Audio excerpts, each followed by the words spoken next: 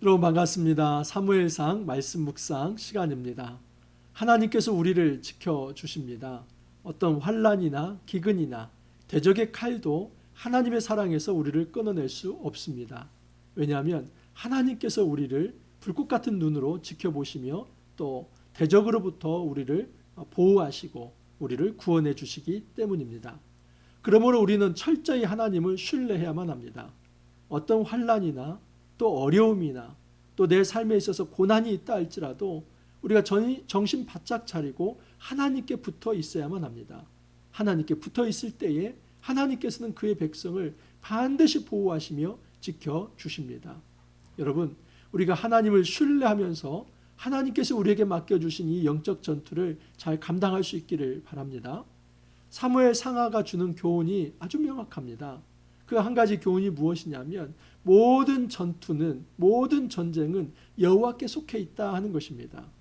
그러므로 우리는 대적이 얼마나 큰가 하는 것을 두려워할 필요가 없습니다.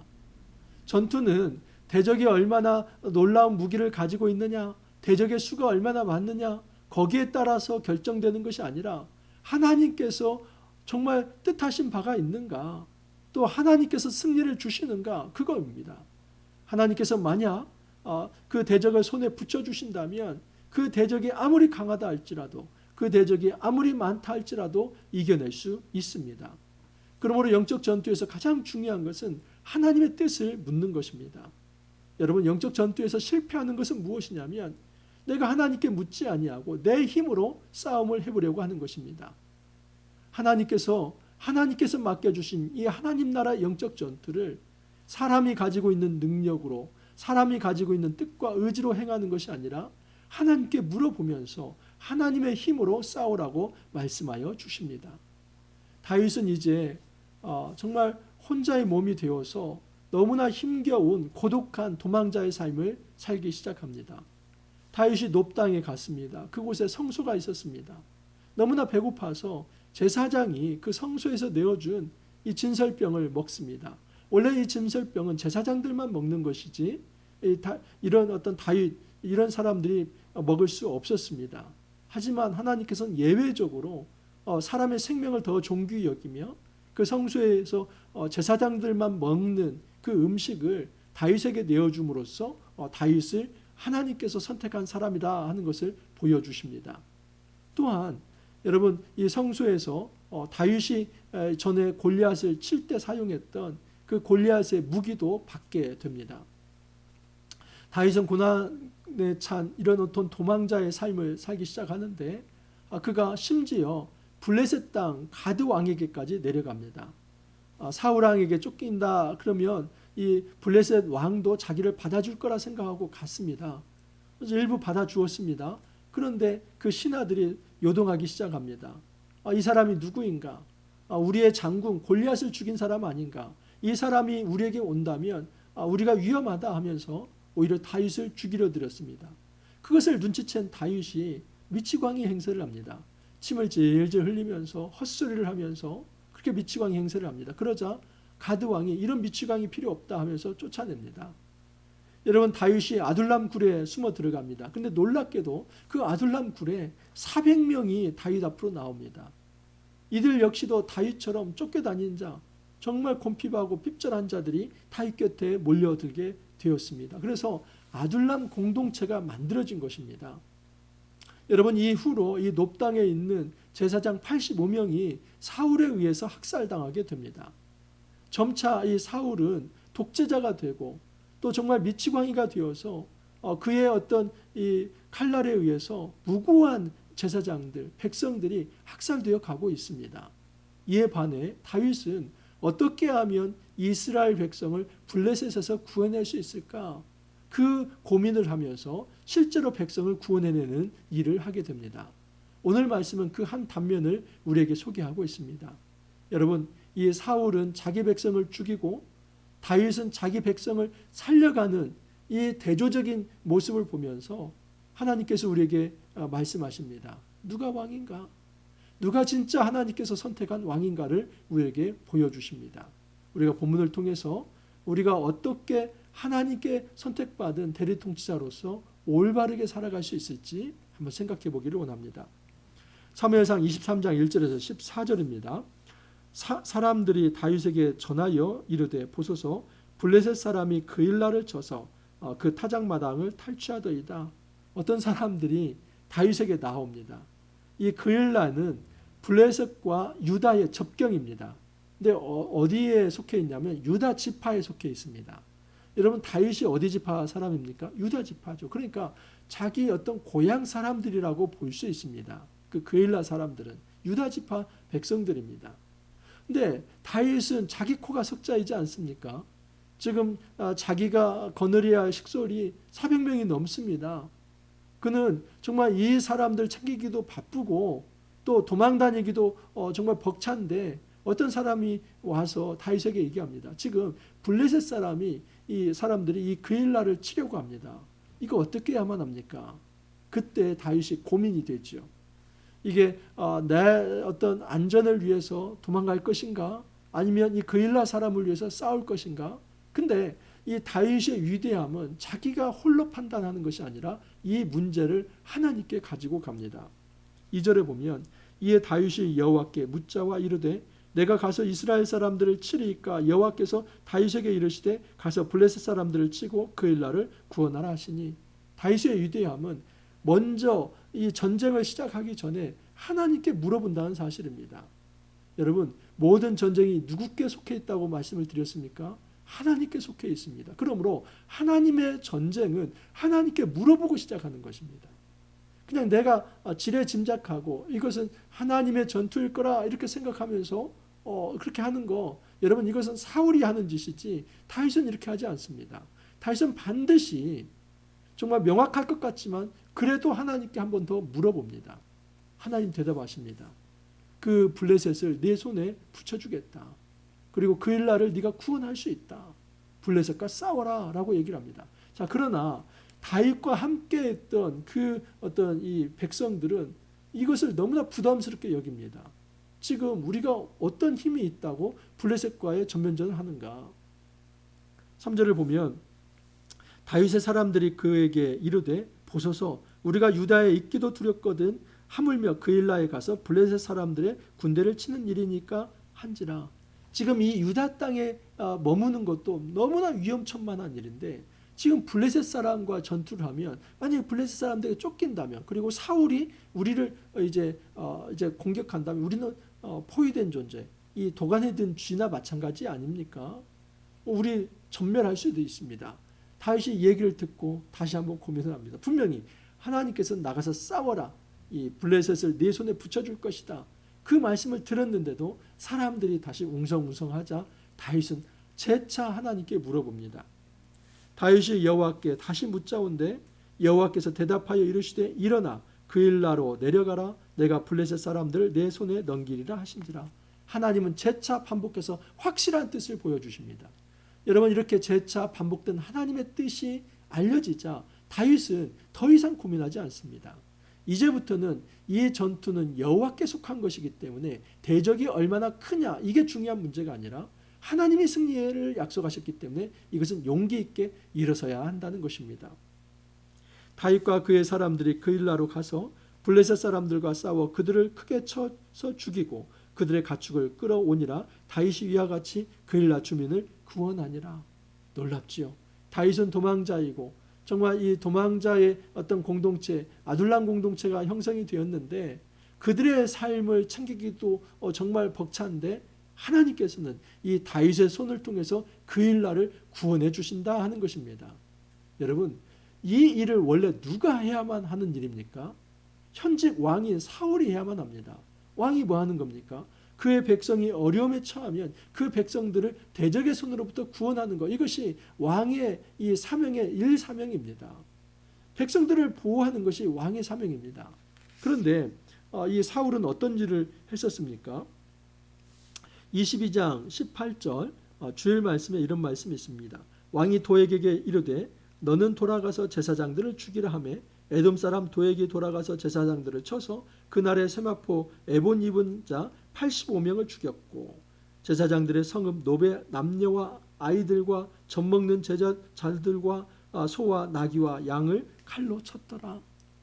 정말 무자비하게 잔혹하게 사울이 학살을 합니다.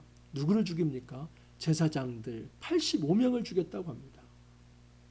여러분 이거 어떻게 생각을 해야만 합니까? 그 제사장들은 하나님께서 세우신 하나님께 예배하는 자들인데 그 예배를 인도해야 할 제사장들을 사울이 85명이나 죽입니다. 이제 양심의 가책도 받지 않습니다. 그의 독선과 그의 독재는 누구도 막을 수 없는 그런 상황에 이르게 되었습니다. 사울이 이렇게 제사장들을 죽인 이유는 뭐냐면 딱 한 가지입니다. 너희들이 다윗을 잘 봐줬다는 겁니다. 너희들은 다윗과 다 공모해서 반역을 꾀한 자들이다 하면서 정치범으로 몰아서 그들을 죽였습니다. 하지만 여러분 이것은 너무나 잘못된 무고한 피를 흘린 것입니다.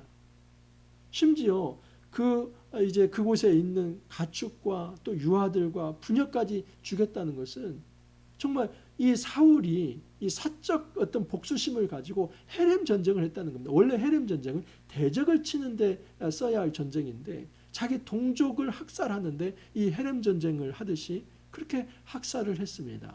이게 무슨 왕입니까? 여러분 자기 백성을 치는 게 무슨 왕입니까? 그러므로 사울은 이미 왕의 자격이 미달된 것입니다. 그에 반해서 이 다윗은 그 그일라의 백성들 위험에 처한 그 백성들을 살려냄으로써 다윗이 정말 아직 현직으로서는 왕은 아니지만 이 다윗이 진짜 이스라엘의 왕이라고 하는 것을 보여주고 있습니다. 아히멜렉의 아들 아비아달이 그일라 다윗에게로 도망할 때 손에 에봇을 가지고 내려왔더라. 이 에봇이 중요한 건 뭐냐면 제사장이 입는 옷이죠. 거기에 가슴 흉패가 있습니다. 그리고 가슴 흉패 안에 우림과 둠밈이라는 두 돌을 놓고 이것을 가지고 여호와의 뜻을 구합니다. 여러분 다윗은 제사장이 그 에봇을 가지고 자기에게 왔을 때 반드시 계속해서 하나님께 묻습니다. 자 이제 어떤 일이 생기냐면 사울이 다윗이 지금 그일라 백성들을 구하면서 블레셋과 전투했다는 소식을 듣게 됩니다. 근데 그때 사울은 놀랍게도 이것은 하나님께서 나에게 다윗을 붙여준 일이다 그렇게 생각을 합니다. 놀랍죠? 7절 이하를 보면 다윗이 그일라에 온 것을 어떤 사람이 사울에게 알림해 사울이 이르되 하나님이 그를 내 손에 넘기셨도다. 그가 문과 문 빗장이 있는 성읍에 들어갔으니 갇혔도다. 문과 문 빗장이 있는 성읍에 들어갔다는 것은 그 성읍을 밖에서 걸어 잠글 수 있는 그런 구조로 되어 있다는 것입니다. 그러면 여러분 성 안에 이 도간에 든 쥐처럼 갇혀 있는 것이죠. 사울이 이것을 놓고 보며 이것은 이런 유리한 상황은 하나님의 뜻이다. 하나님이 그를 내 손에 넘기셨도다. 절호의 기회이다. 이렇게도 생각할 수 있습니다. 그냥 다윗이 그일라 성에 갇혀 있다. 이거 하나를 놓고 그것은 하나님께서 다윗을 내 손에 맡겨주셨다. 여러분 이것을 정말 어떻게 생각해야만 합니까? 하나님 맡겨주셨습니까? 맡겨주시지 않았죠. 하나님 뜻입니까? 뜻이 아니죠. 그런데도 사울은 이것을 하나님의 뜻이라고 확신을 합니다. 그러면 사울이 하나님께 물어봤습니까? 물어보지 않았지요. 사울은 하나님께 물어보지도 않고 자기 어떤 사적인 증오감을 불태우는 자기의 전쟁을 하나님의 뜻으로 이제 착각하면서 그 하나님의 이름을 도용하면서 그것을 이제 정당화하면서 다윗을 죽이려 들고 있습니다. 다윗은 사울이 자기를 해하려 하는 음모를 알고 제사장 아비아달에게 이르되 에봇을 이리로 가져오라 하고 다윗이 이르되 이스라엘 하나님 여호와여 사울이 나 때문에 이 성읍을 멸하려고 그일라로 내려오기를 꾀한다함을 주의 종이 분명히 들었나이다. 그일라 사람들이 나를 그의 손에 넘기겠나이까? 주의 종이 들은 대로 사울이 내려오겠나이까? 다윗이 물어보는 것은 두 가지입니다. 이 그일라 성읍 사람들이 나를 사울에게 넘겨줄 것입니까? 그리고 실제로 사울이 군대를 이끌고 오겠습니까? 근데 하나님께서 대답하십니다. 여호와께서 이르시되 그가 내려오리라. 사울이 내려올 거라는 겁니다. 하신지라 다윗이 이르되 그일라 사람들이 나와 내 사람들을 사울의 손에 넘기겠나이까 하니 여호와께서 이르시되 그들이 너를 넘기리라. 참으로 허망한 일이죠. 다윗이 누구를 위해서 싸웠습니까? 목숨 걸고 그일라를 위해서 싸웠고 그일라 백성들을 구했건만 하나님께서 말씀하십니다. 사울이 내려올 텐데 이 그일라 백성들은 너를 넘겨줄 것이다. 여러분, 이런 상황에서 어떻게 해야만 합니까? 너무나 분통 터지는 일 아닙니까? 이것은 정말 배은망덕한 일입니다. 지금 다윗이 그 그일라 사람을 위해서 목숨 걸고 싸워줬건만 정말 이 그일라 사람들은 다윗에게 그 선을 악으로 갚으려 들고 있기 때문입니다.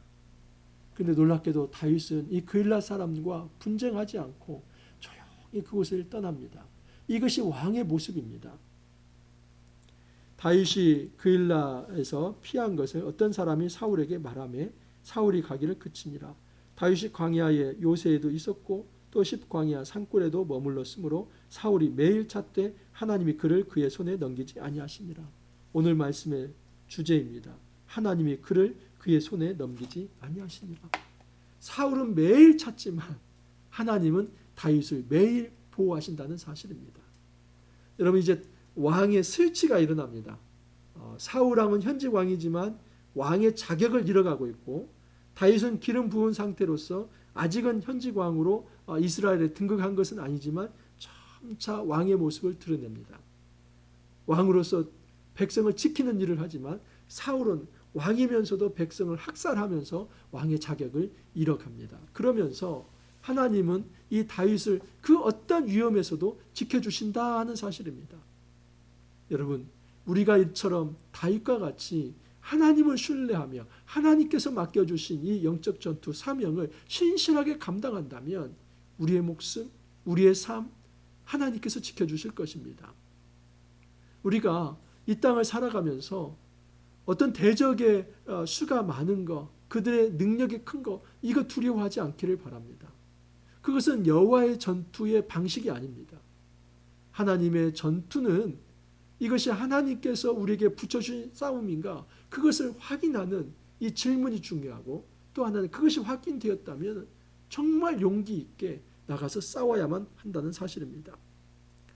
다윗이 위대했던 것은 하나님의 말씀에 청종하는 자세가 있기 때문이고, 다윗이 위대했던 것은 백성을 위해서 그가 일했다는 사실이며, 다윗이 참으로 위대했던 것은 백성의 배신에도 안갚음하지 않고 다시 그가 그의 길을 떠났다 하는 사실입니다. 여러분, 우리가 이런 다윗의 좋은 모델을 본받기를 원합니다. 혹여라도 사울의 본을 받지 않기를 바랍니다. 우리에게 조금 있는 권력을 가지고 다른 사람을 해하고 생명과 인권을 유린하는 일에 우리가 가지고 있는 권력을 사용하지 않기를 바랍니다. 우리에게 조그만 힘이 있다면 그것을 가지고 어떻게 사단 마귀를 깨뜨릴 수 있을까? 내 몸이 어떻게 하나님의 영적인 병기가 되어서 사단을 깨는 도구가 될 수 있을까?